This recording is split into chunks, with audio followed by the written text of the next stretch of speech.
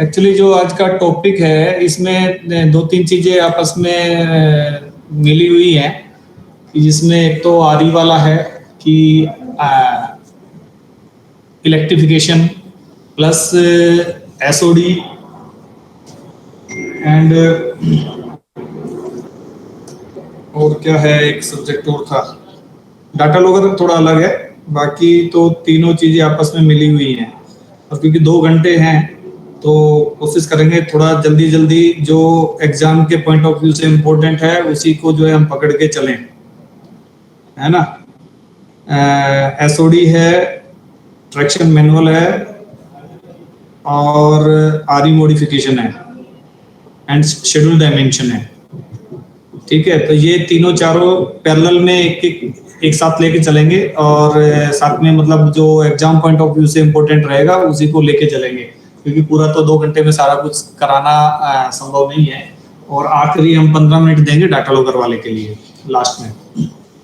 ठीक है, तो स्टार्ट करें। तो हम सिर्फ वही ये मैं इसलिए मैंने पूछा था कि सिग्नल वाले कितने हैं, टेलीकॉम वाले कितने हैं, कि नॉर्मली हम उस थोड़ा सा स्पीड से चलेंगे उस हिसाब से, क्योंकि काफी कुछ कवर करना है।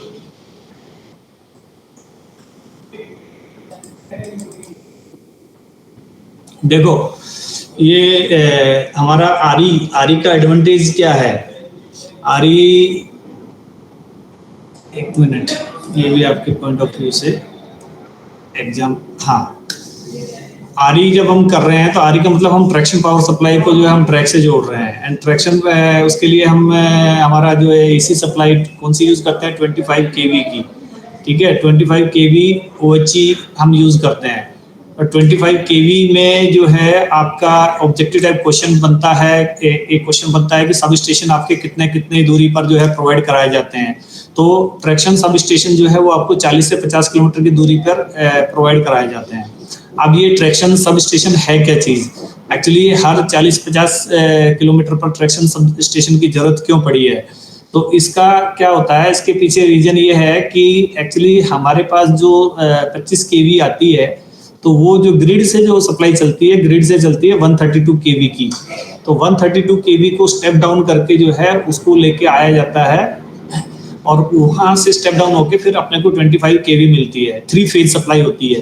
अब 3 फेज में अपना क्या होता है कि अपनी जो ट्रैक्शन सप्लाई होती है वो हम सिंगल फेज में यूज करते हैं।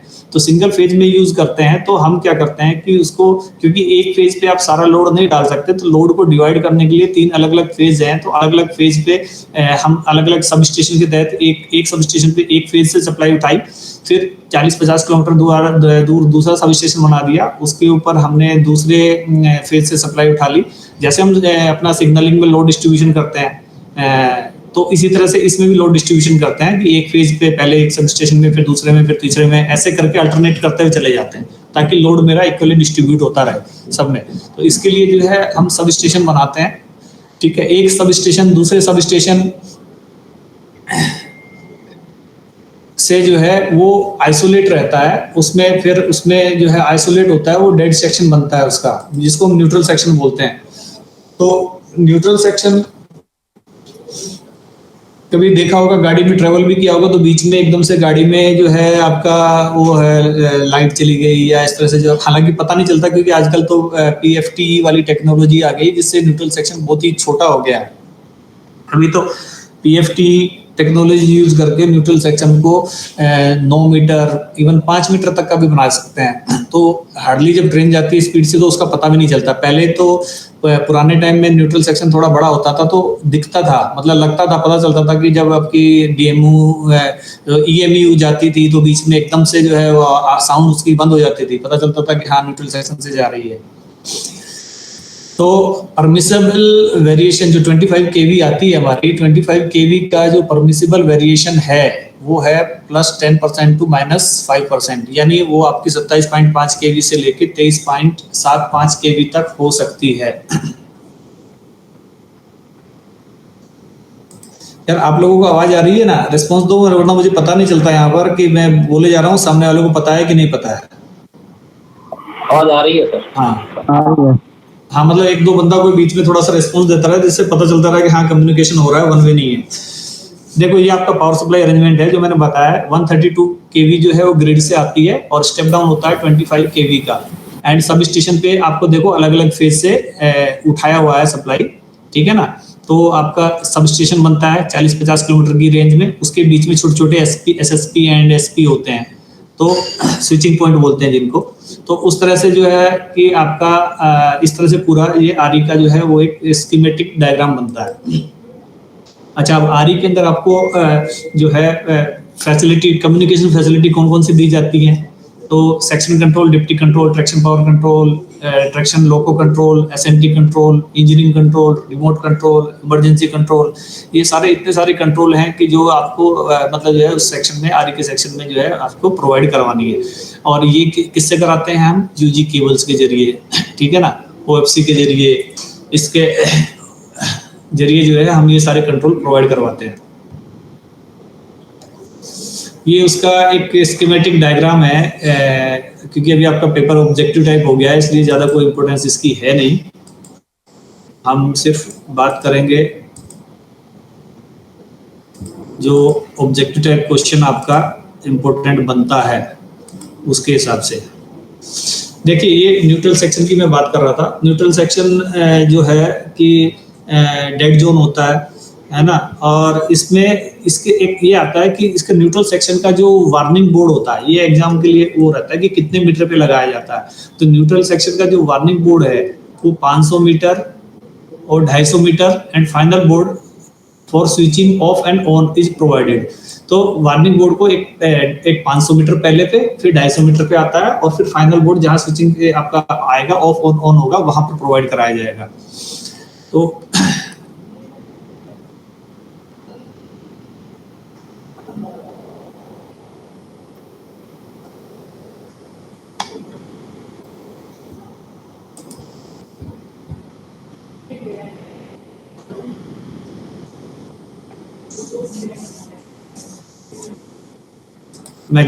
मैं आगे आगे इसलिए चल रहा हूँ कि मैं उसी चीज पे, उसी स्लाइड पे फोकस करूंगा जो आपके एग्जाम पॉइंट ऑफ व्यू से इम्पोर्टेंट होगा।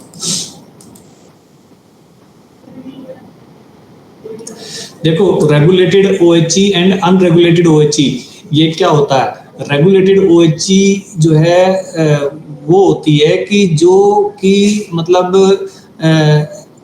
पूरी उसके अंदर जो आपने देखा होगा ओएचई जो रहती है उसमें दो वायर रहते हैं, एक ऊपर की तरफ रहता है, एक नीचे वो रहता है, नीचे वायर रहता है, ठीक है।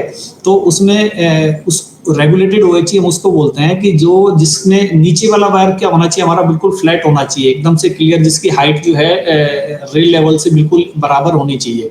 तो उसको, उस हाइट को कैसे मेंटेन करते हैं? उस हाइट को, उसकी जो टेंशन है उसको ऑटोमेटिक जो है, आपने देखा होगा कि मास्ट के पीछे वेट लगे हुए थे, वो वेट जो है वो उसकी वेट के जरिए जो है उसकी जो हाइट है नीचे जो है वो पूरी मतलब बिल्कुल एब्सोल्यूट जो है वो रखी जाती है। तो जिसमें इस तरह की जो है वो अरेंजमेंट होता है उसको बोलते हैं हम रेगुलेटेड ओएचई। रेगुलेटेड ओएचई ही नॉर्मली यूज करते हैं, मतलब पूरी ट्रेन मेन लाइन पे जो है, मेन लाइन जो है ब्लॉक सेक्शन जो है उसके अंदर हम रेगुलेटेड ओएचई यूज करते हैं। और जैसे साइडिंग वगैरह है या इस तरह से है तो उसमें अनरेगुलेटेड ओएचई यूज करते हैं। अनरेगुलेटेड ओएचई में ये वेट वगैरह का ये इस तरह का नहीं होता है, वो सिंपल जो है आपका उसमें ओएचई का वायर होता है।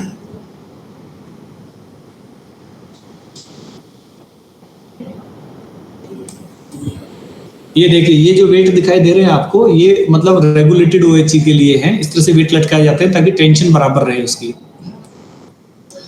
अब देखिए इसमें हाइट देखिए, इसकी नॉर्मल हाइट क्या होती है, ये एग्जाम में आता है कई बार क्वेश्चन, इसलिए जो है थोड़ा कंफ्यूज, इसलिए मैंने रेगुलेटेड और अनरेगुलेटेड बताया है कि आदमी कंफ्यूज होता है कि भाई ओएचई की हाइट कितनी होती है। कई बार ये से आता है एग्जाम में कि भाई ओएचई वायर की हाइट कितनी होनी चाहिए, तो 5.6 लिख देते हैं सब। लेकिन यदि उसने ये पूछ लिया कि अनरेगुलेटेड ओएचई की हाइट कितनी होनी चाहिए, तब आदमी चक्कर खा जाएगा कि क्या हो।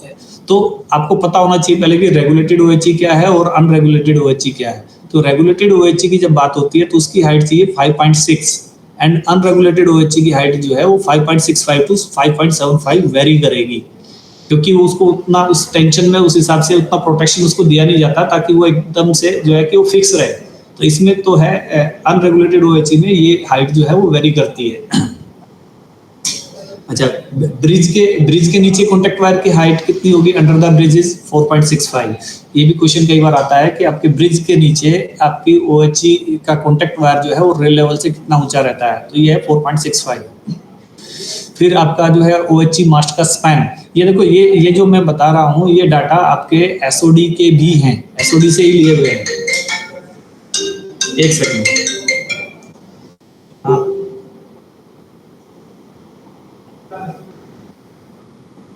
हाँ ठीक है करो,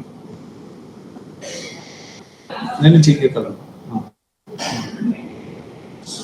तो ये आपके एसओडी के भी, एसओडी में भी यही चीजें वहीं से उठा के डाटा यहाँ लाए हुए हैं इसके अंदर, ठीक है। तो span of OHE mast on straight line तो कितना है आपका maximum 72 metre. Staggering on straight track 200 mm on either side, staggering on curved track 300 mm on either side of the curve.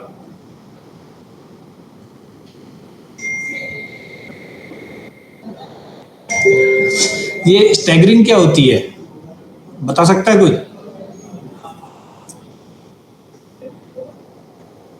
हैं? पता है किसी को? कॉन्टेक्ट वायर को सीधा ना रख करके उसको मतलब कुछ दूरी पे लगा करके वो स्टैगर जैसे किया जाता है। देखो ऐसा है कि आपने देखा होगा पुराने जमाने में यदि कुएं से कोई पानी खींचता था तो पत्थर पे भी निशान पड़ जाते थे ना, हैं? खींचता है तो उसमें नीचे पत्थर पे, उस पे जैसे पत्थर से अभी तो इसी तरह से यदि आपका पेंटो जब चलता है, मान लो मैं वायर को सीधा बिल्कुल स्ट्रेट एक ही डायरेक्शन, एक ही उसमें एक ही अलाइनमेंट में मैं वायर को रखूंगा तो मेरा पेंटो पे क्या होगा, पेंटो जल्दी घिस जाएगा, पेंटो जो है आपका खराब हो जाएगा बहुत जल्दी, आपका घिस जाएगा, कट जाएगा पेंटो। तो क्या होता है कि उसकी लाइफ को बढ़ाने के लिए क्या किया जाता है कि एक ओएचई मास्ट से दूसरे ओएचई मास्ट के बीच में जो आपका कॉन्टेक्ट वायर जो आया है उसको स्टैगर करते हैं, कि उसको थोड़ा सा मतलब कर्व में करते हैं कि 200 mm स्ट्रेट ट्रैक है तो आप उसको 200 mm स्टैगरिंग देते हैं, और यदि आपका जो है कर्व ट्रैक है जहाँ कर्व वगैरह आ रही है कुछ आ रही है तो 300 mm का जो है स्टैगरिंग देते हैं, कि यानी एक ऐसे थोड़ा सा, ताकि जो आपका पेंटो उस पे चलेगा तो क्या चलेगा, पेंटो एक बार वायर 200 mm एक तरफ जाएगा फिर 200 mm दूसरी तरफ जाएगा तो पर्टिकुलर एक ही पोर्शन से वो आपका जो है पेंटो जो है वो निकलेगा नहीं, तो उससे क्या होता है कि पेंटो की लाइफ आपकी इंक्रीज होती है।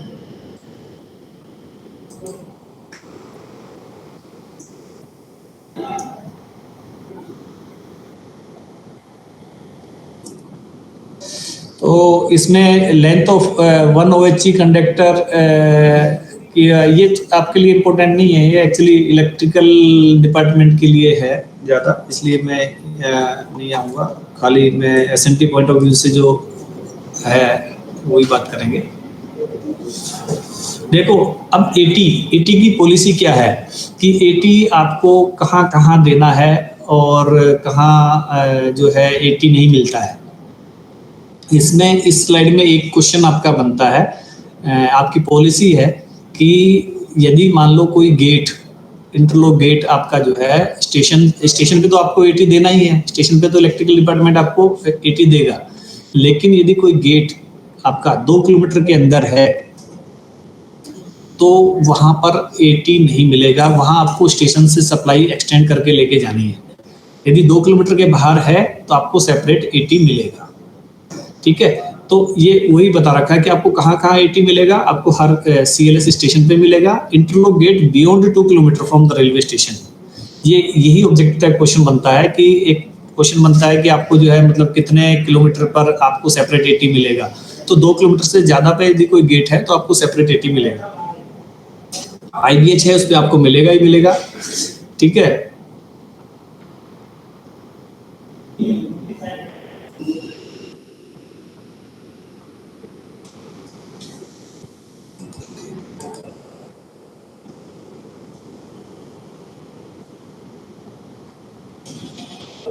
देखिए मैं बता चुका हूँ आपको कि आपको न्यूट्रल सेक्शन का जो बोर्ड है डिस्टेंस जो है उसको 500 मीटर और 250 मीटर पर लगाए जाते हैं, ये उसके बोर्ड है देखिए न्यूट्रल सेक्शन का वार्निंग बोर्ड है वो 500 मीटर, जिससे 500 एम लिखा हुआ है, 500 मीटर है। एंड ये एक अगला बोर्ड है, इसमें कई बार बहुत ये भी आ जाता है कि भाई ये बोर्ड इसका क्या मीनिंग है। तो ये दूसरा सेकंड वाला बोर्ड है neutral section immediately ahead, neutral section past का इस तरह का बोर्ड रहता है, ठीक है। और इंस्ट्रक्शन टू लोअर पेंटो, पेंटो को नीचे करने के इंस्ट्रक्शंस जो है उसके लिए बोर्ड ये है, और रेज करने के लिए उसके लिए बोर्ड ये है, इस तरह का है। तो लोअर और ये तो क्लियर इससे दिख ही रहा है। स्पेशली जो है ये आपको ध्यान रखना है कि न्यूट्रल सेक्शन इमीडिएटली अहेड का क्या बोर्ड है एंड पास्ट का क्या बोर्ड है।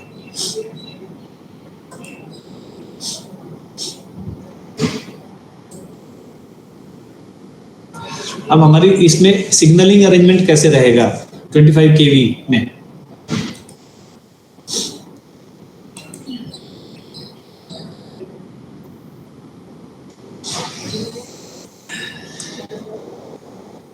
देखिए इलेक्ट्रिकल क्लियरेंस, ये क्वेश्चन कई बार आता है। Electrical clearance between any live part of OHE और pantograph and part of any fixed structure और मूविंग लोड, तो कितना होना चाहिए। तो वर्टिकल और लेटरल क्लियरेंस जो है इसका जो है वो स्टेशनरी, जो भी कोई भी स्टेशनरी है तो उसका 320 mm होना चाहिए, और कोई मूविंग है तो उसका 270 वर्टिकल क्लियरेंस होना चाहिए, और लेटरल क्लियरेंस 220 mm होना चाहिए। तो इसका जो है हम डिस्कस करेंगे आगे, अभी एसओडी आएगा उसमें आएगा दोबारा से, वहां पर हम इसको डिटेल में थोड़ा सा स्टडी करेंगे। ये इसका डायग्राम बता रखा है कि क्लियरेंस किस तरह से जो है आपका होना चाहिए।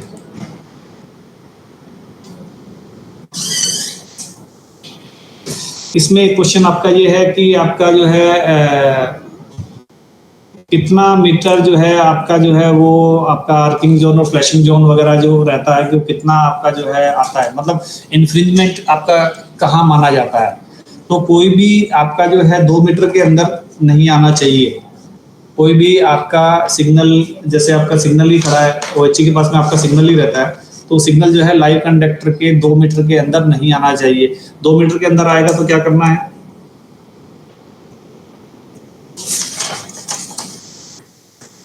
2 मीटर के अंदर आएगा तो आपको आयरन मैश लगानी है और उसको आर्क भी करना है।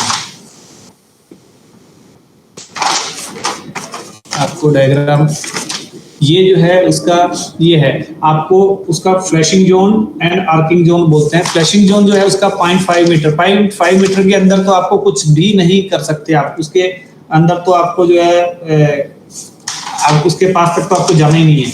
और यदि आपको उससे 0.5 से 2 मीटर के अंदर हैं आप, तो फिर आपको जो है जाली लगानी है, आयरन मैश लगानी है। अब सिग्नल को कैसे फिक्स करना है, सिग्नल को आपको उसमें जो है ऐसे फिक्स करना है कि आपका आरजी जो है, मतलब रेड लेंथ जो है वो आपका 3.65 मीटर पे रहे रेल लेवल से,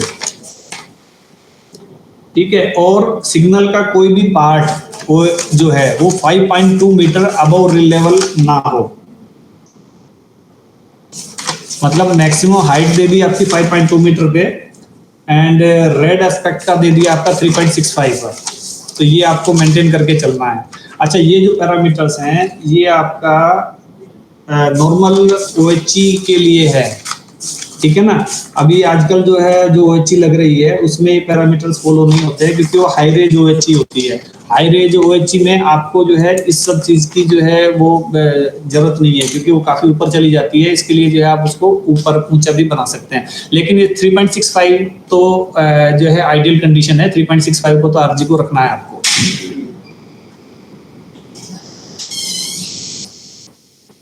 ये आयरन मैश वाला दिखा रखा है कि यदि 2 मीटर के अंदर यदि आपका सिग्नल है तो उसके ऊपर मैश लगानी है।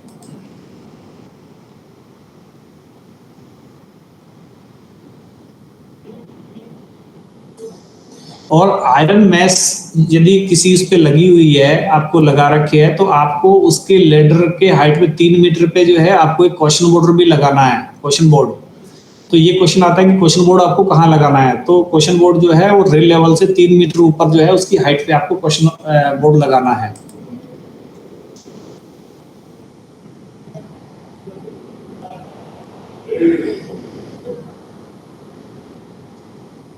विजिबिलिटी ऑफ सिग्नल के लिए एक क्लॉज है कि क्या है कि आपको जो है सिग्नल, यदि आपने यार्ड में कोई सिग्नल खड़ा किया है तो सिग्नल के the distance between the signal and the mast in front of it shall be greater than 30 metre. इसका क्या मतलब कि जहां आपने सिग्नल खड़ा किया है उसके 30 मीटर आगे तक कोई भी OHE मास्ट नहीं होना चाहिए और उसके पीछे 10 मीटर तक कोई भी OHE मास्ट नहीं होना चाहिए। लेकिन उस डिस्टेंस को, पीछे वाले डिस्टेंस को आप 3 मीटर तक जो है रिड्यूस कर सकते हैं कि आपको OHE मास्ट जो है वो एंकर्ड नहीं होना चाहिए। यदि एंकर्ड नहीं है या दूसरी तरफ से जो है उसको आप स्टैगर्ड कर दोगे, वायर को staggered away from the signal कर दोगे, तो भी जो है उसको आप 10 मीटर का ऐसे घटाकर 3 मीटर कर सकते हैं। अच्छा ये बताइए कि यदि ये कंडीशन फुलफिल नहीं हो रही है तो फिर क्या करेंगे?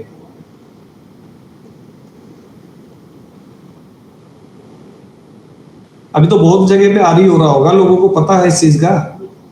यदि आपका 30 मीटर और 10 मीटर का क्लोज पूरा नहीं होता तो क्या करना है? ये एग्जाम में आएगा ये क्वेश्चन, मतलब कई बार आता है, आने का चांसेस होता है कि उसके लिए क्या करना है, क्योंकि इसमें एक पॉलिसी थी, वो पॉलिसी रिसेंटली चेंज हुई है इसके बारे में, इसके लिए मैं पूछ रहा हूँ। पता है किसी को?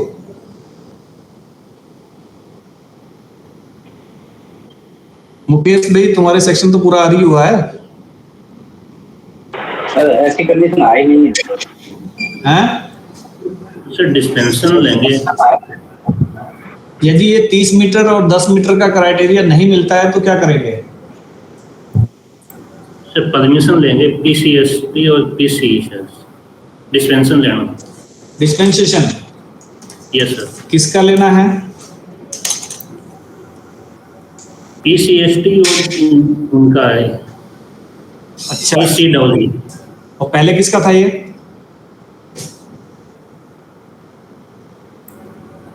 पुराना ही बता रहा हूँ सर, नया नहीं मालूम। अभी जो तुम बता रहे हो वो नया है, ठीक है। अभी नए में इसलिए मैं बोला कि क्वेश्चन वो क्योंकि चेंज हुआ है। अभी PCST और PC का अप्रूवल लगता है, पहले ये CRS का अप्रूवल लगता था।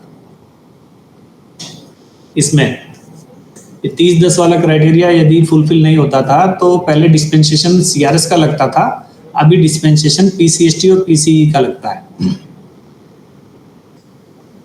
ये आपको दिखाया है, पीछे 10 और आगे 30।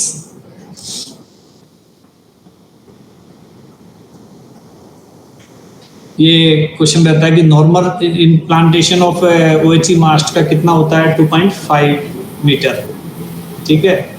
एंड यदि आपका OHE मास्ट के साथ में आपका जो है यदि सिग्नल, हाँ बोलिए। 3 मीटर जो रिड्यूस दिया है, हाँ इसको कम ज्यादा कर सकते हैं? हाँ कर सकते हैं ना, कर नहीं सकते हैं एक्चुअली, हमें करना रखना उसको 30 मीटर से ज्यादा है, क्योंकि हाँ। देखो मैंने क्या बोला, 2 OHE मास्ट अगर के बीच 27 मीटर रहा तो आपको डिस्पेंसेशन लेना पड़ेगा। अच्छा ठीक।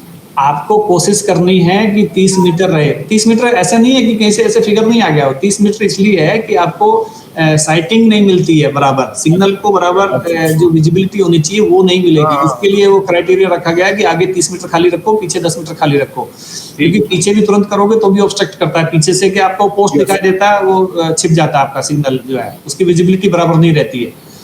इसके लिए किया है उसको, ऐसा नहीं है कि कुछ उसका वो कि भी नॉर्मली ऐसा कर दिया किस तरह से। लेकिन यदि आपको ये पहली कोशिश ये करनी है कि 30 और 10 का क्राइटेरिया फुलफिल हो, क्योंकि इतनी आसानी से डिस्पेंसेशन भी नहीं मिलता है। वो डिस्पेंसेशन जब आप मूव करेंगे तो उसमें वो पहले लिखवा लेता है कि आपने सारी चीजें जो है कर ली हैं इसको अचीव करने के लिए। अब कुछ भी पॉसिबल नहीं है, मान लो उसकी जगह पे जहां वो है उसके आगे सिग्नल के जस्ट आगे ब्रिज आ गया, नदी आ गई, क्योंकि कई बार कोई सिग्नल हमारे ब्रिज के कॉर्नर पे भी रहता है ना, तो आगे ब्रिज आ गया, तो ब्रिज आ गया तो आगे 30 मीटर का आपका अचीव ही नहीं होगा, कैसे करोगे? हेलो, हाँ कौन क्या पूछ रहे थे अभी, जरा एक बार वापस, हुआ कि आगे बढ़े? 30-10 वाला क्लियर हो गया?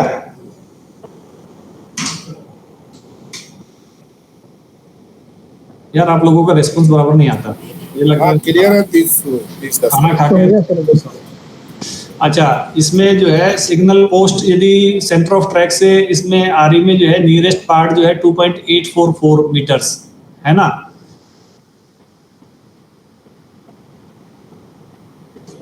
ये 2.844 जब रहता है कि जब आपका जो है OHE मास्ट जो है आपका वो वाला, नॉर्मली आपने देखा होगा 2.844 यूज नहीं होता है, क्योंकि आजकल यार्ड के अंदर क्या है कि आपका यार्ड में गेंट्री होता है, तो गेंट्री में इसकी जरूरत नहीं है, तो उसमें आप वही 2.36 वाला क्लॉज ही यूज करते हो। ये दिखाया हुआ है इसमें सिंबल, ये इस तरह से। अब ये देखिए विजिबिलिटी तो देखो एक ही वही बात है, वही उसमें आपका लगता है विजिबिलिटी तो हमारे को उतनी ही चाहिए। आपको फर्स्ट परमिसिव सिग्नल है 400 मीटर चाहिए और ऑल अदर्स के लिए 200 मीटर चाहिए।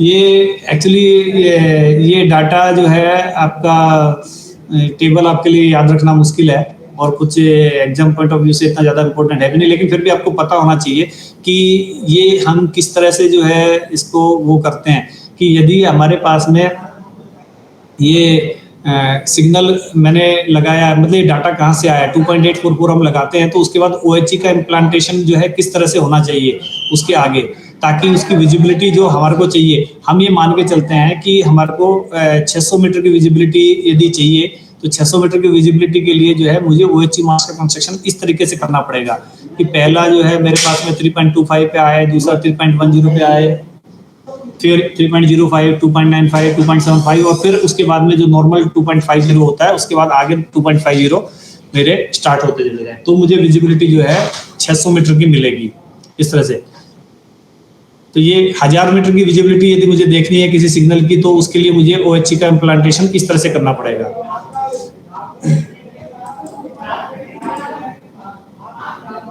ये देखिए दोबारा से आ गया, ये मैंने आपको बताया था कि height of signalling post 3.6 metre RG के लिए एंड 5.2 मीटर से ऊंचा कुछ होगा नहीं, मैक्सिमम 5.2 है, ठीक है।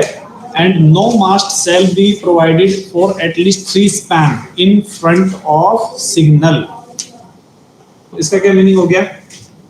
उसमें क्या करते हैं कि हम एक्चुअली जो यदि सिग्नल के सामने कोई OHE मास्ट आ रहा है, तो उसको हम क्या करते हैं कि अपोजिट डायरेक्शन में ले जाते हैं दूसरी तरफ। तो कोशिश ये करते हैं कि 3 OHE के स्पैन आए, उसमें मेरा ये नहीं आए, OHE मास्ट ना आए। ये सब काम जो है विजिबिलिटी, प्रॉपर विजिबिलिटी रहे, उसके लिए जो है हम करते हैं इसको।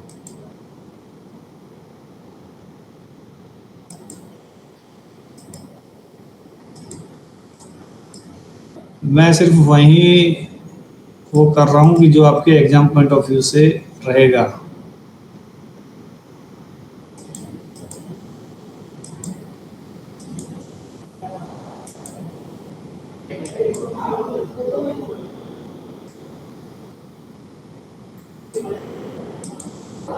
मैकेनिकल तो एग्जाम में नहीं है।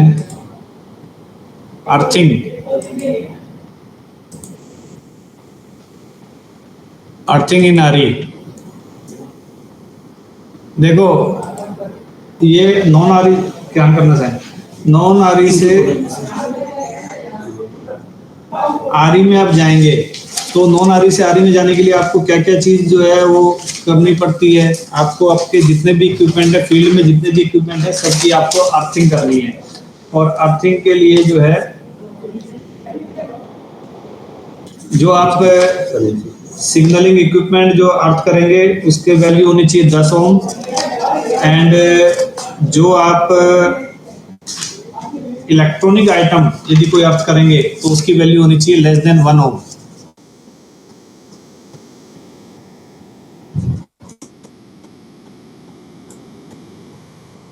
आपको कौन कौन से चीजें अर्थ करनी है नॉन आरी से आरी में करने के लिए, ये चीज है वो, ये सारी चीजें आपको अर्थ करनी है।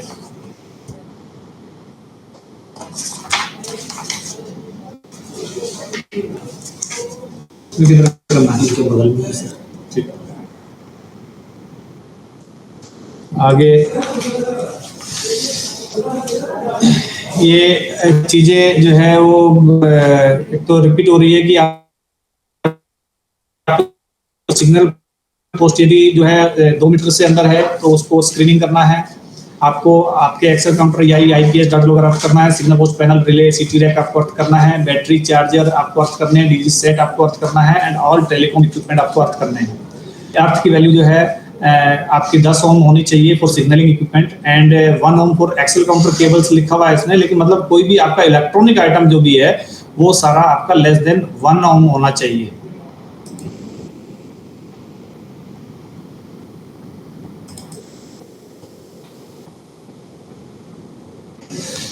आपका जो अर्थ है at least 20 metre away from the earth provided by electrical department. कोई आपका इलेक्ट्रिकल डिपार्टमेंट का कोई अर्थ है तो दूसरा आपका जो अर्थ है वो उससे 20 मीटर की दूरी पर होना चाहिए।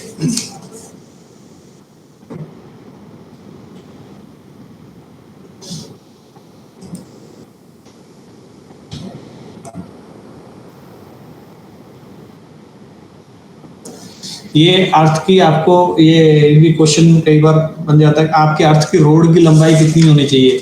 यदि आपका अर्थ 3 तरह के हैं, जीआई पाइप का जो जिसको आप ऑर्डिनरी अर्थ बोलते हैं, जीआई पाइप से एक अर्थ बनता है, एक जीआई एंगल से भी अर्थ बनता है और एक कॉपर रोड जिसको आप मेंटेनेंस फ्री अर्थ बोलते हैं।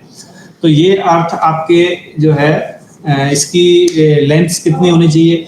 जीआई पाइप की जो लेंथ आती है वो आती है 2.5 मीटर से 3.5 मीटर, ठीक है, और इसका डाया जो है अब 38 mm से इंटरनल डाया है, ये 38 mm से ज्यादा होना चाहिए।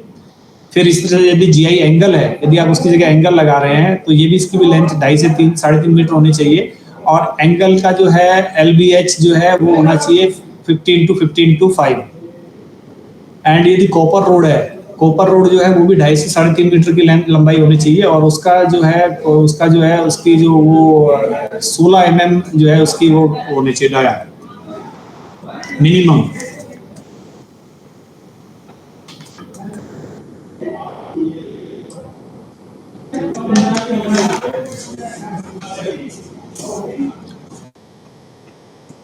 आप अर्थिंग के लिए जो लीड वायर यूज करेंगे वो आप जो है एटलीस्ट जो है आरी में जो है 29 mm स्क्वायर का जो है आप यूज करेंगे, ठीक है। एंड आप 19 कोर का 1.4 mm का जो है आपका सिग्नलिंग केबल जो 19 कोर का आता था वो भी आप यूज कर सकते हैं इसके लिए।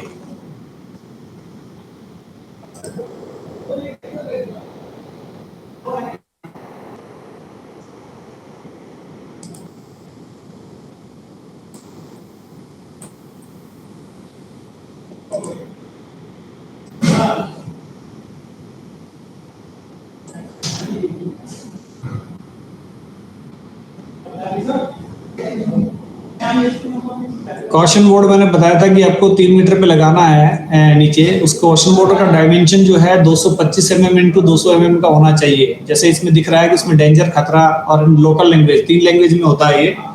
इसमें आपको इंग्लिश में भी लिखना है, हिंदी में भी लिखना है एंड लोकल लैंग्वेज में भी लिखना है। और ये जो है रेड कलर में पेंट होगा, रेड कलर पे व्हाइट लिखा जाएगा।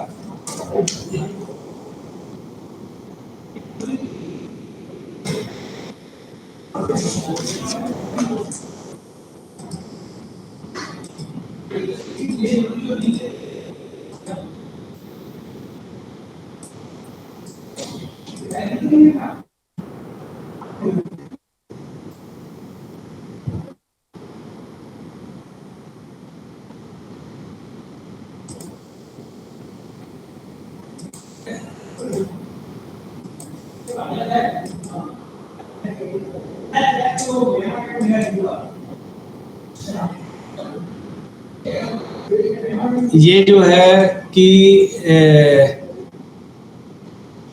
ये क्वेश्चन कई बार आता है कि स्क्रीनिंग फैक्टर, आपका screening factor should not be more than 0.4 in the range of field intensity of 87.5 volt to 400 volt per kilometer for 50 hertz frequencies। Screening factor क्या होता है?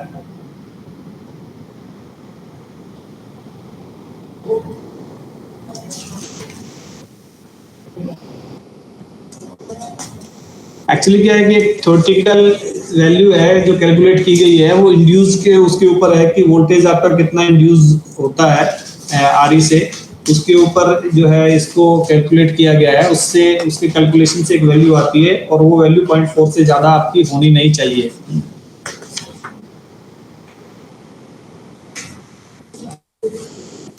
ये इसका फॉर्मूला वगैरह दे रखा है। तो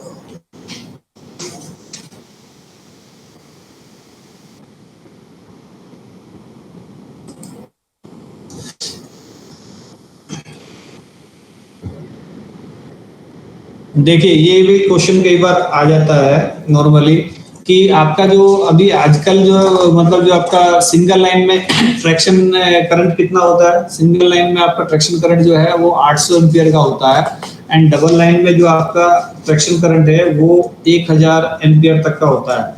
लेकिन in case of short circuit, मान लो कोई शॉर्ट सर्किट होता है तो टोटल कितना करंट फ्लो होता है। In case of short circuit, यदि कोई शॉर्ट सर्किट होता है ट्रैक्शन में तो आपका सिंगल लाइन में 6000 एम्पियर का लोड जाता है और डबल लाइन में जो है वो 8000 एम्पियर का लोड जाता है। ये क्वेश्चन आ जाता है कि short circuit current single line में कितना है या short circuit current double line में कितना है, तो 6000 एम्पियर और 8000 एम्पियर।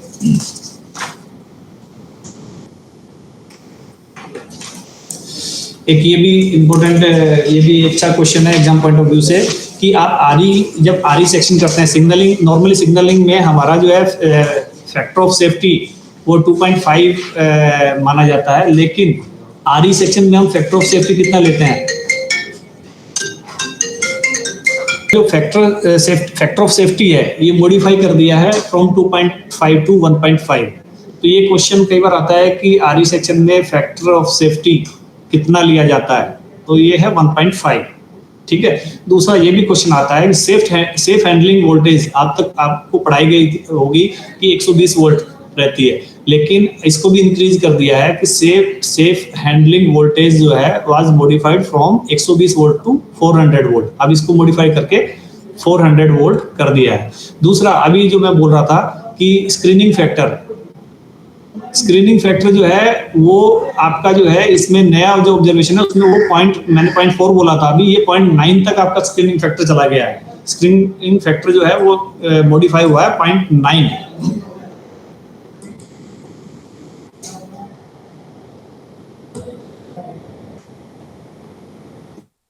देखिए ये जो टेबल है ये आपके एग्जाम पॉइंट ऑफ व्यू से इम्पोर्टेंट है कि आपका जो है पहला कितना था और रिवाइज कितना है। तो कैटेनरी करंट पहले हम सिंगल लाइन में 300 एम्पियर, डबल लाइन में 600 एम्पियर यूज करते थे, अभी जो है 800 और 1000 हो गया है। सोइल रेजिस्टिविटी जो है आपकी वो पहले 250 ओम पर मीटर थी, अब वो जो है 1500 ओम पर मीटर हो गई, ये रिवाइज होके।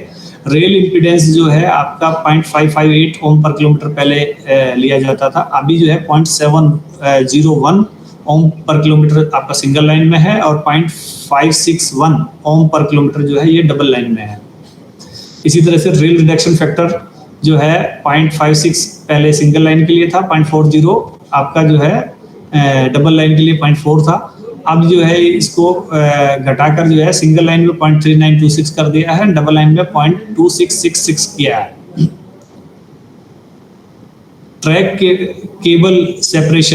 ट्रैक केबल का जो है सेपरेशन पहले जो है 6 मीटर का था, अभी उसको बढ़ाकर 8 से 9 मीटर कर दिया। 8 मीटर सिंगल लाइन में एंड 9 मीटर डबल लाइन में। हालांकि फॉलो नहीं हो पाता ये। नमस्कार। अच्छा, केबल स्क्रीनिंग फैक्टर जो मैं बता रहा था अभी आपको कि 0.4 को बढ़ाकर अब 0.9 कर दिया है इसको। सेफ्टी फैक्टर 2.5 से रिवाइज करके 1.5 कर दिया है। सेफ हैंडलिंग वोल्टेज 120 वोल्ट से बढ़ाकर 400 कर दिया है। Mutual screening factor due to presence of any other cable in the vicinity, मतलब आपका कोई दूसरी केबल उसके बाजू में जा रही है, उसके जरिए जो म्यूचुअल स्क्रीनिंग फैक्टर जो आता है कि केबल में, उसको 0.75 से उतना ही रखा है, उसको सेम ही रखा है। एंड म्यूचुअल इंडक्टेंस जो है 1100 मैक हेनरी पर किलोमीटर। लेकिन म्यूचुअल इंडक्टेंस आपके सिग्नलिंग में फर्क नहीं डालता है, लेकिन ये टेलीकॉम के लिए थोड़ा सा इंपॉर्टेंट आइटम हो जाता है। आपका इंड्यूस वोल्टेज आपका कितना रहता है, आपका सिंगल लाइन में है 116 वोल्ट पर किलोमीटर एंड डबल लाइन में है 95 वोल्ट पर किलोमीटर। ये भी आपका ऑब्जेक्टिव टाइप क्वेश्चन बनता है कि इंड्यूस वोल्टेज आपका जो है वो सिंगल लाइन में कितना है एंड डबल लाइन में कितना है। आप देखिए सिंगल लाइन में इंड्यूस वोल्टेज ज्यादा होता है, डबल लाइन में आपका कम है 95 वोल्ट पर किलोमीटर। अभी इससे इंड्यूस वोल्टेज से आप अपनी मैक्सिमम केबल की लेंथ आप निकाल सकते हैं कि आपका मैक्सिमम आपका जो है कितना जो है उस तक आप जो है केबल डाल सकते हैं। हालांकि अभी ये पैरामीटर आज के सिनेरियो में जो है कुछ ज़्यादा यूजफुल नहीं होता, लेकिन फिर भी हम इसको फॉलो करते हैं क्योंकि ये पैरामीटर लिए गए थे लैंप के टाइम पे जब हम सिंगल लैंप यूज करते थे। एक्चुअली आप लोगों ने पढ़ा होगा कि लैंप में जो ग्लो वोल्टेज था 2.3 वोल्ट, वो 2.3 वोल्ट कहाँ से आया था, वो इसी से लिया गया था कि आपको जो है लैंप को ग्लो करने के लिए कितना वोल्टेज चाहिए, तो 2.3 आपको जो है वोल्टेज जब हम लैंप को देते तो हल्का सा ग्लो कर जाता था, जिसको उसकी वजह से उसको ग्लो वोल्टेज बोला गया है। तो उसी के आधार पर कि भाई कितनी ऐसी इंड्यूस वोल्टेज हो जाए कि मेरा लैंप ग्लो कर जाए, तो वो मेरे लिए लिमिट थी कि मैं इससे ज्यादा लेंथ ऑफ पैरेललिज्म केबल का नहीं करूंगा। तो उसके आधार पर जो है इसको निकाला गया था कि भाई मुझे यदि मेरा प्राइमरी साइड में जो है यदि मेरे को प्राइमरी साइड में लैंप के ट्रांसफार्मर के 21 वोल्ट मिल जाता तो सेकेंडरी में मेरे 2.3 वोल्ट डेवलप होने के चांसेस होते थे। तो मुझे मैक्सिमम प्राइमरी पर जो है 21 वोल्ट डेवलप होने से बचाने हैं, तो उसके लिए मेरी लेंथ ऑफ पैरेललिज्म कितनी रहेगी मैक्सिमम, तो इसलिए उसको उसके आधार पे 21 वोल्ट से ये निकाला गया था। तो डबल लाइन में 21/95 इंटू 1000 करेंगे तो हमारे पास में लेंथ आ गई 220 मीटर कि हम डबल लाइन में जो है कोई सर्किट 220 मीटर तक हम डायरेक्ट चला सकते हैं डायरेक्ट फीड से। इसी तरह से सिंगल लाइन में जो है हम 180 मीटर तक जो है कोई भी सर्किट चला सकते हैं डायरेक्ट फीड पे। और अभी तो हम 180 और 220 की बात करते ही नहीं है जनरली, क्योंकि यार्ड में मान लो कोई भी आपको कोई भी सिग्नल जलाना है, कोई भी कुछ करना है, अभी तो हम लगभग हरी सिग्नल की जीपीआर बना रहे हैं ना, कोई छोड़ रहे हैं क्या?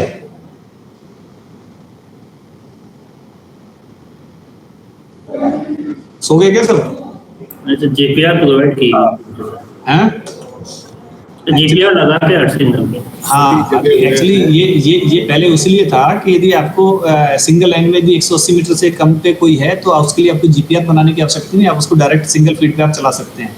लेकिन अभी तो ये कॉन्सेप्ट हमने खत्म ही कर दिया। अब तो चाहे कोई कहीं भी वो सिग्नल चाहे कम पे है ज्यादा पे, हर एक की जीपीआर बनाते ही है सर्किट में।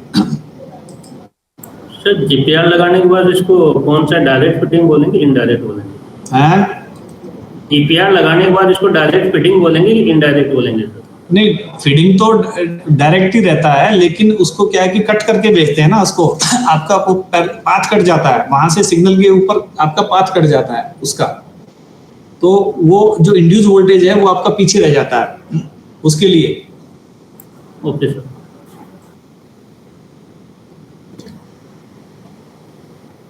अब इसमें जो है कि आप इसमें इस लेंथ को जो है length of maximum length of parallelism, इसमें क्योंकि आपका 220 और 180 मीटर तो आपके सिग्नल यार्ड में कोई मायने रखता नहीं है, तो उसके लिए कुछ अलग से भी सोचा गया कि हमने क्या किया कि जो रिले हैं वो रिले जो है एसी ह्यूमनाइज्ड रिले उन्होंने बना ली कि भाई ठीक है यार मेरी तो इतने दूर तक भी चला जाएगा तो भी मेरे को जो है उसकी इम्यूनिटी इतनी है कि मैं इतने लंबे तक चला सकता हूँ, इतनी दूरी तक चला सकता हूँ।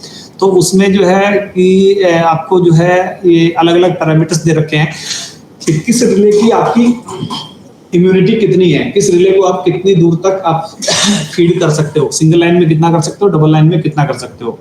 तो यदि आप self type AC humanised relay use कर रहे हो तो आप सिंगल ट्रैक में आप 2.1 किलोमीटर तक जा सकते हो, डबल में 2.8 तक जा सकते हो।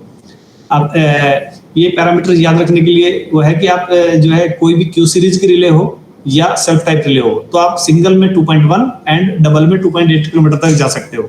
लेकिन यदि आप मेटल टू मेटल यूज कर रहे हो, K50 यूज कर रहे हो सीमेंस की, तो क्योंकि उसकी इम्यूनिटी कम होती है तो उसके लिए आप इतनी दूर नहीं जा सकते। K50 में जो है K50 B1 जो है वो सिंगल में 1 किलोमीटर एंड डबल में 1.2 तक जा सकती है। एंड K50 रिले जो नॉर्मल उसकी है तो उसमें आप 750 सिंगल एंड 900 मीटर तक डबल में जा सकते हो। सेम चीज इसलिए हम जो जीपीआर में जो यूज करते हैं, नॉर्मली जीपीआर में हम ये अपनी क्यू सीरीज की रिले यूज करते हैं QNA1। जो कि 2.1 एंड 2.8 किलोमीटर तक जा सकती है। अभी अब लोगों ने पता नहीं यह किया है कि नहीं किया है, और नहीं भी किया है तो उसको तरह अपने स्टेशन पे देखना और आगे करना उसको, क्योंकि अभी आप लोगों के सभी के जो सेक्शन है वो डबल डिस्टेंस वाले बन रहे हैं। गोपाल, तुम्हारे लिए ध्यान से जो है ये चीज़ है, कंस्ट्रक्शन वाला काम कर रहा है, अभी डबल लाइन होगा ना महसाना पालनपुर। हाँ सर। तो इसमें जो डबल डिस्टेंस की जीपीआर बनाओगे, कैसे बनाते हो? डबल डिस्टेंस तुम्हारा कितनी दूरी पे चला जाता है स्टेशन से? अप्रोक्सीमेट 3 किलोमीटर के आसपास, 2.5 से 3 किलोमीटर। डबल डिस्टेंस तो जो है तुम्हारा 3-3.5 किलोमीटर पे चला जाता है ना? तो उसमें जो जीपीआर बनाएगा वो आदमी, तो उसमें क्या होगा कि इसमें जो है डबल जीपीआर बनती है। नॉर्मली बनाते नहीं है, कोई भी आंख बंद करके ऐसे ही कर देते हैं। उसमें पहले डिस्टेंस पे आपकी पहले होम पे आपकी जो है वो बन जाएगी जीपीआर, फिर वहां से होम से दूसरी केबल जाएगी, वो आपके डिस्टेंस पे डबल डिस्टेंस वाले पे जाके जो है जीपीआर दूसरी कटिंग में बनेगी। तो दो इस तरह से कटिंग में जाके दो जीपीआर जाएंगे, वहां से वहां सीधी एक जीपीआर जो है डबल डिस्टेंस पे जाके पिकअप नहीं होगी। यदि एक जीपीआर तुम डबल डिस्टेंस पे लेके जाओगे तो उसका डिस्टेंस कितना हो जाएगा? 3-3.5 किलोमीटर के करीब हो जाएगा, जबकि आपकी मैक्सिमम परमिसिबल जो है वो 2.8 किलोमीटर है। तो आपको कटिंग इन रिले बना के ले जाना पड़ेगा।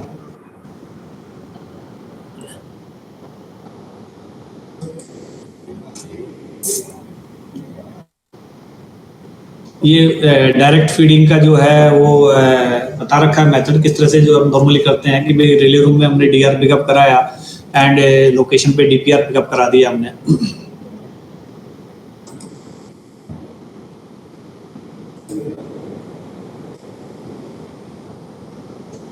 अब ये है कि आप जो है कितना लंबा ट्रैक सर्किट बना सकते हो। तो यदि आप QTA2 रिले यूज कर रहे हो तो आप जो है 450 मीटर तक का ट्रैक आप बना सकते हो। और नॉर्मली आपके बर्थिंग ट्रैक तो आजकल जो है अभी 730 मीटर तक के बनने लगे हैं।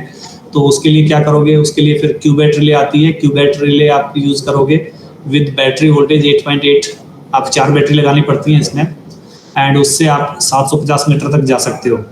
एंड QSPA1 आपकी जो है वो फर्स्ट रिपीटर रहती है TR की।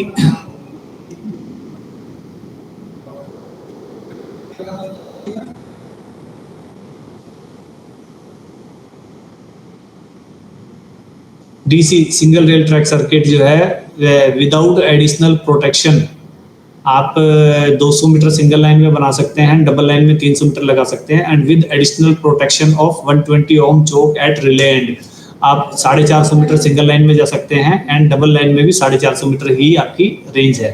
लेकिन इसमें एक और लिखा है कि आपने 450 मीटर की जब ये बात कर रहा है तो ये आपकी बात कर रहा है कौन सी रिले? QTA2। जिससे यदि आपको 450 मीटर से भी आगे जाना है तो फिर आप क्यूबैट रिले भी यूज कर सकते हो। उस क्यूबैट रिले से आप जो है और आगे 750 मीटर तक जा सकते हो।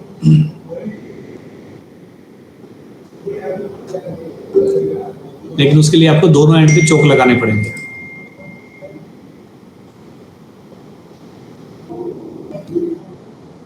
इसी तरह से जो है आप लोग जिनके यहाँ भी आरी का काम चल रहा है और बड़ा यार्ड है तो वो थोड़ा सा, या लॉन्ग होल है, लॉन्ग होल भी बहुत सारे स्टेशनों पे बन रहे हैं। तो लॉन्ग होल है तो उसमें ध्यान रखना कि नॉर्मली आदमी जो काम करने वाला है वो तो ऐसे काम करके चला जाएगा, जिसको मेंटेन करना है वो देखे कि आपकी पॉइंट मशीन की जो है वो भी इम्यूनिटी के हिसाब से होती है कि आपको पॉइंट मशीन कितनी दूरी पर कौन सी लगानी है। तो उसके लिए भी जो है ये आपके पैरामीटर्स दिए हुए हैं। नॉर्मली जो है आप यदि 2.2 सिंगल लाइन में 2.8 किलोमीटर जो है डबल लाइन में आप जाएंगे, उससे दूर जाएंगे तो आपको सीमेंस IC आपको यूज करना है। नॉर्मली जैसे आपको जो है IRS जो 24 है, IRS 24 की रेंज आपकी जो है मैक्सिमम इसकी AC immunity 160, and single track जो है वो 910 तक जा सकता है, एंड डबल ट्रैक पर ये जो है 1100 मीटर तक जा सकता है IRS 24 से। एंड सीमेंस में 3 कैटेगरी आती है A, B and C। And A की इम्यूनिटी 160 होती है, बी की 300 एंड सी की 400। तो नॉर्मली आप जो है उस पर देख लीजिए कि यदि आपका कोई जो है आपका पॉइंट 2.1 किलोमीटर से आगे है तो उसके अंदर आपने मोटर कौन सी यूज की हुई है। मैं मशीन की बात नहीं कर रहा हूँ, मैं मोटर की बात कर रहा हूँ, ये ध्यान रखना। नॉर्मली तो नहीं तो क्या सब ये बोलेंगे कि हमारे यहाँ तो IRS मशीन लगी हुई है, IRS मशीन। भाई आपकी पॉइंट मशीन IRS लगी होगी, लेकिन उसमें मोटर कौन सी लगी हुई है, सिग्नल मोटर कौन सी लगी हुई है। तो जो सिग्नल मोटर है उसकी AC इम्यूनिटी जरूर चेक करिएगा, उसकी AC इम्यूनिटी कितनी है। तो आपको जो है उसकी अभी तो नॉर्मली नए वर्क में तो हम मैक्सिमम यही 400 वाली ही यूज कर रहे हैं, चाहे वो नजदीक भी हो 2.8 से, चाहे उससे दूर भी हो। तो कोशिश यही होनी चाहिए कि भाई मैं 400 AC इम्यूनिटी वाली मशीन ही यूज करूं अपने उसमें।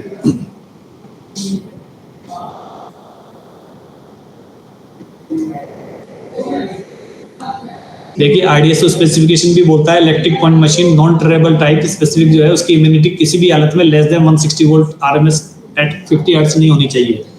160 वोल्ट से कम आती भी नहीं है कोई, क्योंकि वो IDSO के स्पेसिफिकेशन में लिखा हुआ है। लेकिन हमें मैक्सिमम वाली यूज करनी है, हमें 400 वोल्ट वाली यूज करनी है।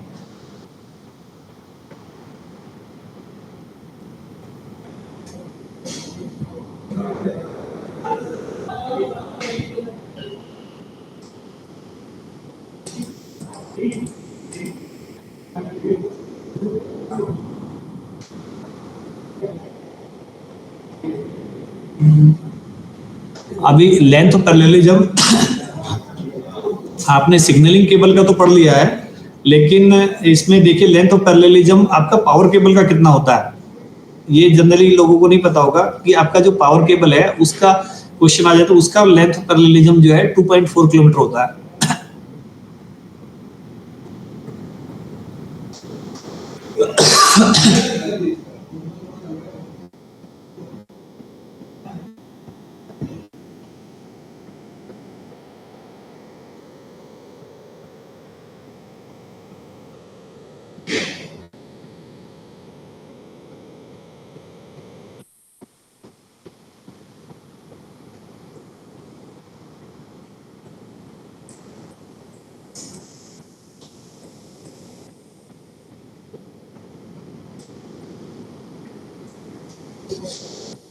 ये आपका जो है केबल का डेप्थ लगभग सभी को पता ही होगा कि आपका जो है पैरेलल ट्रैक है तो 0.8 मीटर एंड यदि ट्रैक क्रॉसिंग है तो 1 मीटर, रॉकी एरिया है तो up to 0.5 metre, tail cable है तो अप टू 0.5 मीटर, मतलब 0.5 मीटर से ज़्यादा होना चाहिए उसका डेप्थ। ठीक है, विड्थ ऑफ ट्रेंच आपकी जो है 0.46 मीटर होनी चाहिए। ये एक इम्पोर्टेंट क्वेश्चन बनता है और कई बार आता भी है कि आपका जो है ये if depth of cable 0.5 metre से ज्यादा है, OHE मास्ट के पास से कोई केबल जा रही है और उसकी डेप्थ 0.5 मीटर से ज्यादा है, तो उसका डिस्टेंस OHE मास्ट से 1 मीटर से ज्यादा होना चाहिए। मतलब ये थोड़ा सा सोच के देखिए, थोड़ा सा उल्टी चीज है कि यदि आप नीचे ज्यादा नीचे जा रहे हैं, OHE मास्ट आप अपना जैसे आप जा रहे हैं तो नॉर्मल अपना रूटीन जैसे 0.8 मीटर का है वो मेंटेन करते हुए जा रहे हैं, तो 0.8 मीटर पे आप अपनी केबल डालते हुए जा रहे हैं, तो यदि OHE मास्ट के बिल्कुल पैरेलल में जा रहे हैं तो आपको उससे 1 मीटर के दूरी पर जाना है। और यदि आपको उतना स्पेस नहीं मिलता, आपको OHE मास्ट के बाजू में से केबल डालनी है, तो वहां पर आपको हाइट बढ़ानी पड़ेगी। उसको आप 0.8 पे नहीं ले जाएंगे, उसको आप 0.5 से ऊपर लेके आएंगे, उसको 0.5 से 0.3 मीटर के बीच में जो है आपको रखना पड़ेगा। ये जस्ट उल्टा है, आपको केबल को ऊपर लाना है OHE मास्ट के पास में, 0.3 से 0.5 मीटर के पास लेके आना है।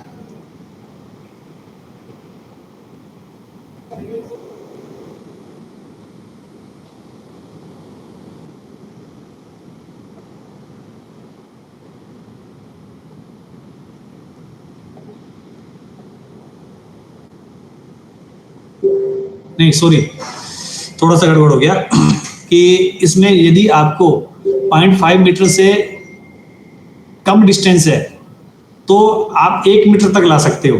यदि आपको 0.5 मीटर से ज्यादा डिस्टेंस है तो आपको 3 मीटर से दूर रखना है, न कि 1 मीटर से, 3 मीटर से दूर रखना है। यदि उसके नजदीक बिल्कुल आप जा रहे हो तो आप मतलब 0.5 मीटर के डिस्टेंस पर आप ज्यादा से ज्यादा उसके 1 मीटर तक आ सकते हो। यदि 0.5 मीटर से ज्यादा डिस्टेंस है तो आपको 3 मीटर दूर जाना पड़ेगा उसके। यदि इतना डिस्टेंस आपको नहीं मिलता है तो फिर आपको ऊपर आना पड़ेगा, 0.5 मीटर तक आना पड़ेगा।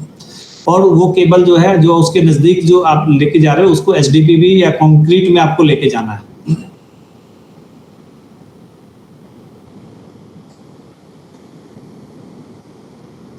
ये देखिए दिखाया हुआ है इस तरह से 3-3 मीटर दूर दोनों तरफ आपका एचडीपी पाइप होना चाहिए ओएचसी मास्ट के पास।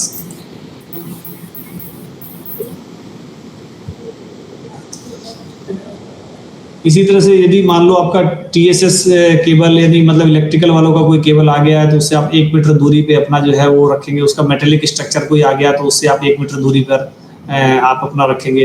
यदि टीएसएस आ गया तो उससे आप 300 मीटर आपको अपोजिट डायरेक्शन में आपको अपनी केबल डालनी है। उसके जिस तरफ आपका टीएसएस आ गया उसकी अपोजिट डायरेक्शन में आपको केबल लेइंग करनी है और 300 मीटर तक जो है वो आपका केबल जो है वो एचडीपी पाइप में जाएगा।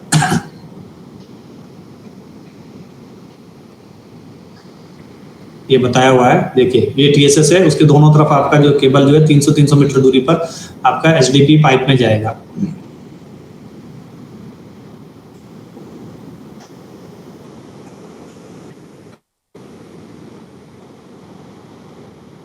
ये एक चीज तो आप पकड़ के रखिए, मेन आपका जो ये है कि आपका कोई भी यदि ओएचसी का कोई अर्थिंग आ गया, कोई उसका मेटेलिक पोर्शन कुछ भी आ गया तो आपको उससे 1 मीटर दूर तो रहना ही रहना है।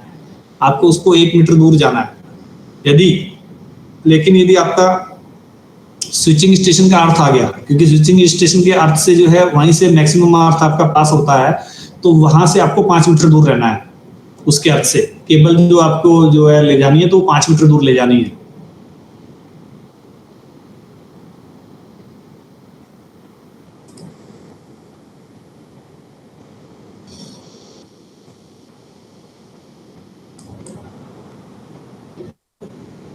यदि आपको एक ही ट्रेंच में ये telecom signalling LT and ST cable डालनी है तो उसकी सीक्वेंस क्या होगी? सबसे आपको जो है ये स्टार्ट करना है, सबसे नीचे एसटी, फिर एलटी, फिर सिग्नलिंग एंड फिर टेलीकॉम केबल। एंड एचटी और एलटी के बीच में आपको सेपरेशन देना है ब्रिस्क का।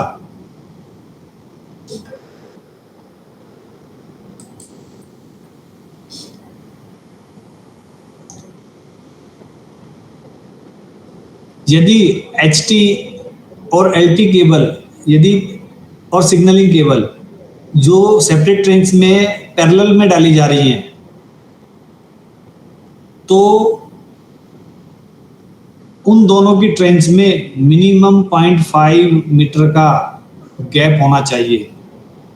यदि आप हाई टेंशन लो टेंशन पावर केबल डाल रहे हैं और या आपने डाले तो इलेक्ट्रिकल वाला डाल रहा है और आपकी सिग्नलिंग की कोई ट्रेन जा रही है तो आप उसको बोलेंगे एट लीस्ट 0.5 मीटर उससे हमारी वाली ट्रेन से 0.5 मीटर की दूरी बना के रखे, मिनिमम, उससे ज़्यादा ही होना चाहिए। ठीक है। और यदि क्रॉस हो रहा है आपके ट्रैक, आपकी सिग्नलिंग केबल या उसके नीचे से कोई एसटी या एलटी की केबल जा रही है तो वो एटलीस्ट 0.2 मीटर दूरी पे होनी चाहिए। ये जो पैरामीटर्स हैं 0.5, 0.2, ये सब ऑब्जेक्टिव टाइप क्वेश्चन में इंपॉर्टेंट पैरामीटर्स हो जाते हैं, क्योंकि ये सेफ्टी प्रिकॉशंस हैं कि जो आपको आपके स्टेशन पे लेने हैं, इसलिए आपको ये पता होना चाहिए कि हाँ ये कितना डिस्टेंस होता है। यदि कोई हाई टेंशन केबल आपके पास में आपके स्टेशन पे डालने जा रहा है, क्रॉसिंग करने जा रहा है, तो आपको पता होना चाहिए कि हाँ भाई ये केबल मेरे केबल से इतनी दूर होनी चाहिए या मेरे उसके नीचे से निकल रही है तो 0.2 मीटर से ज़्यादा दूरी पे होनी चाहिए। ऐसा नहीं है कि उसके साथ में जस्ट उसके नीचे से निकाल दिया, ऐसा नहीं होना चाहिए।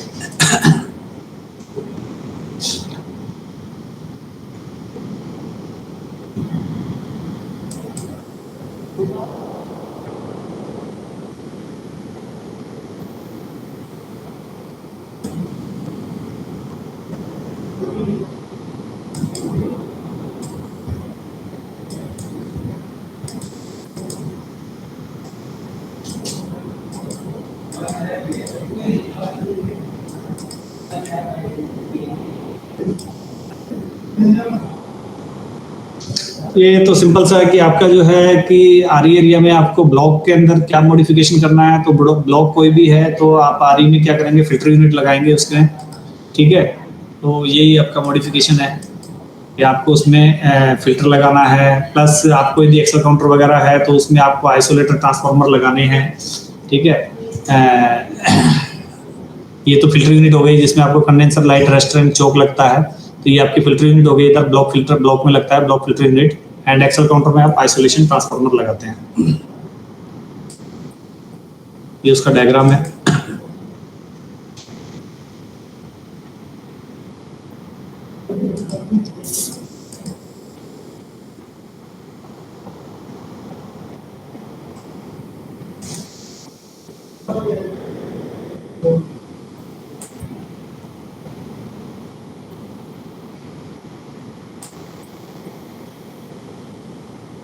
ये एक पैरामीटर है ऑब्जेक्टिव टाइप क्वेश्चन के लिहाज से, stray current and stray voltage जो है आपका कि आपका स्ट्रे करंट और स्ट्रे वोल्टेज कितना जो है वो होना चाहिए। तो आपका स्ट्रे वोल्टेज जो है वो आपका किसी भी हालत में 100 मिली वोल्ट से ज़्यादा नहीं होना चाहिए, और स्ट्रे करंट जो है वो आपका 10 milliampere for a track less than 100 metre, और 100 मीटर से बड़ा है तो 100 मिली एम्पियर से ज़्यादा का जो है वो करंट आपका जो है नहीं होना चाहिए। उसमें आपको पता है ना कि स्ट्रे वोल्टेज और स्ट्रे करंट क्या होता है।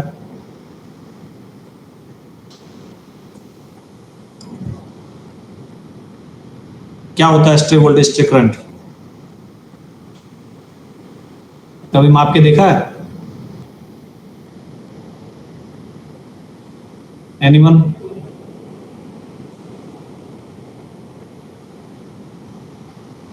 क्या मुकेश, गोपाल?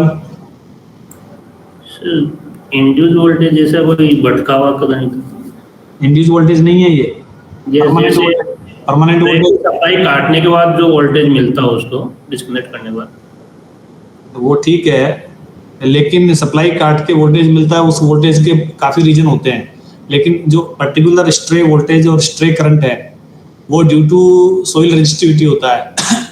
आप कोई भी नया यार्ड कोई भी कुछ बनाते हैं तो इसलिए जो है मिट्टी की टेस्टिंग वगैरह भी, ये सब चीजें होती हैं, सोइल टेस्टिंग वगैरह भी होती हैं, सारी चीजें आपका जो है, क्योंकि आप कोई भी अर्थिंग कहाँ से देते हैं, जमीन से देते हैं ना।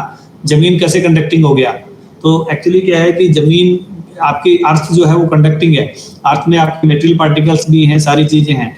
तो अर्थ यदि कंडक्टिंग है तो आपका क्या है कि जमीन पे हो सकता है कि कहीं पर आपने देखा होगा कि कहीं पर मेरा अर्थ अच्छा आ रहा है, कहीं पर मेरा अर्थ कम आ रहा है, कहीं 10 ओम आ रहा है, कहीं 8 ओम आ रहा है, कहीं 6 ओम आ रहा है, कहीं 4 ओम आ रहा है ना। तो उसमें क्या होता है कि आपका जो है, यदि आपका रेजिस्टेंस जो है अलग अलग जगह पे, अलग अलग लोकेशन पे अलग अलग होगा, सोइल रेजिस्टिविटी का उसका जो है वो अलग अलग होगा, तो उसमें क्या होगा आपका, उसमें मतलब पोटेंशियल डिफरेंस जो है वो डेवलप होता है। आपका करंट क्यों फ्लो करता है, करंट तभी तो फ्लो करता है जब आपके दो अलग अलग डॉट्स पे जो है पोटेंशियल डिफरेंस रहेंगे, तो एक पोटेंशियल डिफरेंस को इक्विलेट करने के लिए जो है करंट फ्लो होता है, ताकि दोनों को सेम कर दे। तो वही चीज आपकी जमीन के अंदर भी होती है। तो जमीन के अंदर यदि आपका अलग अलग लोकेशन पर पोटेंशियल डिफरेंस डेवलप होते हैं तो उनके बीच में भी जो है वो वोल्टेज डेवलप होता है, और उनके बीच में भी जो है करंट डेवलप होता है। तो ऐसा कोई भी यार्ड जब हम बनाते हैं तो हम उसमें देखते हैं कि मेरे इस यार्ड के अंदर कितना स्ट्रे करंट या कितना स्ट्रे वोल्टेज है। कहीं, क्योंकि ट्रैक आपके रिले जो होती हैं, ट्रैक रिले जो है हाईली सेंसिटिव रिले होती हैं, जो बहुत कम करंट पर पिकअप और ड्रॉप होती हैं। इसके लिए कहीं ऐसा नहीं हो, कई बार ऐसा भी होता है कि आपने लगा दिया, मेरी रिले ऐसे ही पिकअप हो गई बिना करंट के, बिना किसी वोल्टेज के, या मैं देख रहा हूँ हटा रहा हूँ तो उसके ऊपर वोल्टेज मेरे को करंट, बिल्कुल मैंने सारी पावर सप्लाई काट दी, फिर भी मेरे को उसके ऊपर जो है करंट या वोल्टेज मिल रहा है। तो that is stray current and stray voltage.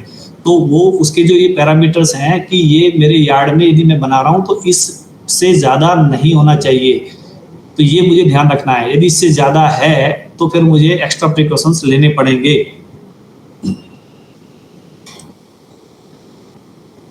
Extra precautions में क्या क्या हो सकता है, मुझे ट्रैक की लंबाई कम करनी पड़ेगी, या मुझे टीआर जो है ज़्यादा वोल्टेज की जो है टीआर लेनी पड़ेगी, रिलेज लेनी पड़ेगी, मतलब इस तरह की जो है चीज़ें मुझे करनी पड़ेंगी। या सॉइल रेजिस्टिविटी चेंज करानी पड़ेगी। इतना तो बहुत बड़ा काम हो जाता है, इतना बड़ा काम तो कोई करता नहीं है नॉर्मली। वैसे नॉर्मली इतना ज़्यादा आता नहीं है, लेकिन फिर भी जो है ये चीज़ चेक कर लेनी चाहिए।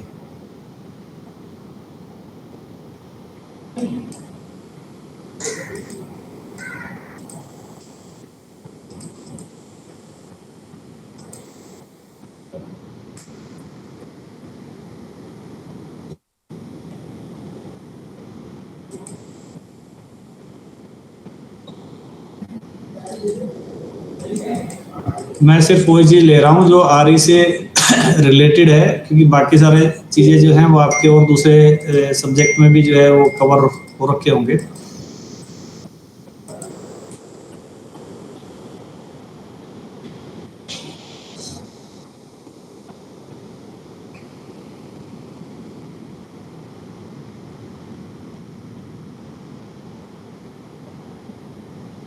ये आपके जो है वो अलग अलग तरह की बॉन्डिंग जो है इसके अंदर आपकी जो है वो आती है कि ये है कि OHE में आपके कितने तरह के जो है बॉन्ड होते हैं।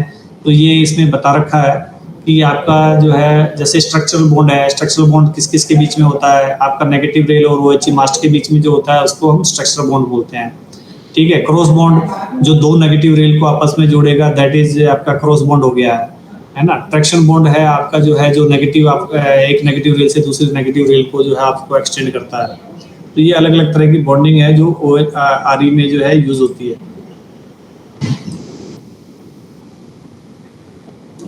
शंट बॉन्ड है, शंट बॉन्ड जो है आप जो नॉन ट्रैक सर्किट एरिया आपका जहां पर आपका जो है ट्रैक सर्किट खत्म हो जाता है, उसके बाद आगे क्योंकि ब्लॉक सेक्शन में आपकी दोनों रेल जो है वो ट्रैक्शन रिटर्न करंट के लिए यूज होती हैं, तो वहां पर हम उसको शंट कर देते हैं ताकि आगे मेरा जो है करंट जो है दोनों रेल में फ्लो हो जाए।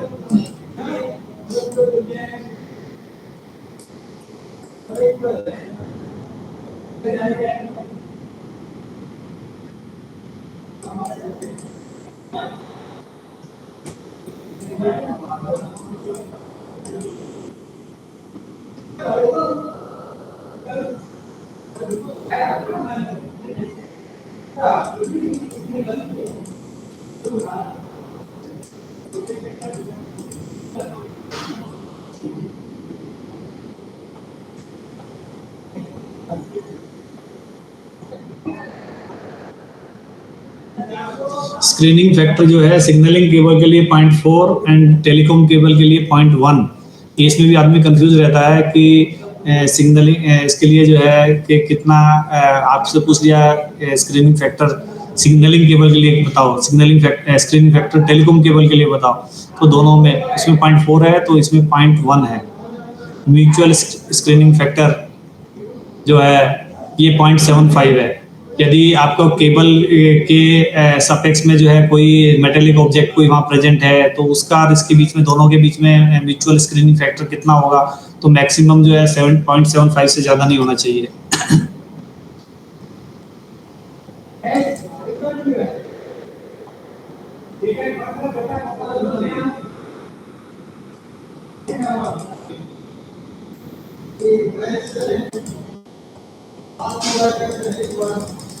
तो ये तो हो चुका है। अब हम दूसरा एक और लेंगे। इसमें